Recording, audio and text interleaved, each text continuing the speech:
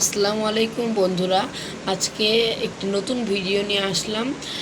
আজকের ভিডিওটির টাইটেল হলো ফাইটার মাছের ব্রিডিং সিমটমস, অর্থাৎ কোন কোন চিহ্নগুলো দেখলে আপনারা বুঝতে পারবেন আপনার ফাইটার মাছটি ব্রিডিংয়ের জন্য শতভাগ প্রস্তুত।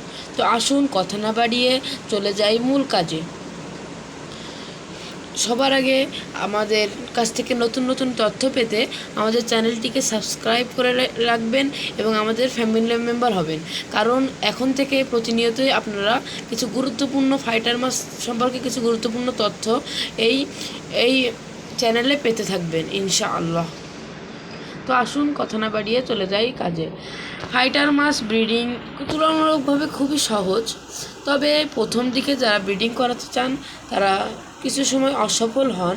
তবে failure is the pillar of success, কথাটি মনে রাখবেন। মানে ব্যর্থতাই সফলতার চাবিকাঠি। আপনি যত হারবেন তত শিখবেন। পরের বার সেটা কেন হারলেন সেই সম্পর্কে বুঝে পরের বার আবার নতুন একটা ভিডিওতে বা নতুন একটা কাজে আপনি আপনার সফলতা নিশ্চয়ই পাবেন। তো চলে আসুন, যখন আপনি ফাইটার মাছকে ব্রিডিং করাবেন, ব্রিডিং করার আগে কয়েকদিন এইভাবে অ্যাডজাস্টিং করবেন, কারণ ফাইটার মাছটা একটু উগ্র স্বভাবের হয়ে থাকে। তারা একে অপরকে দেখলে খুব অ্যাগ্রেসিভ হয়। এখানে দেখতেই পাচ্ছেন আপনারা ভিডিওতে। ফাইটার মাছের মেলটি সিলেক্ট করবেন এবং ফিমেলটি সিলেক্ট করবেন। ফিমেলটি যেন খুবই স্বাস্থ্যবান হয়। ফিমেলটি ব্রিডিংয়ের আগে প্রায় 1-2 সপ্তাহ ধরে লাইভ ফুড দেওয়া প্রয়োজন। লাইভ ফুড যদি নাও থাকে, উচ্চ প্রোটিনযুক্ত পেলেট আপনারা এখানে ব্যবহার করতে পারেন।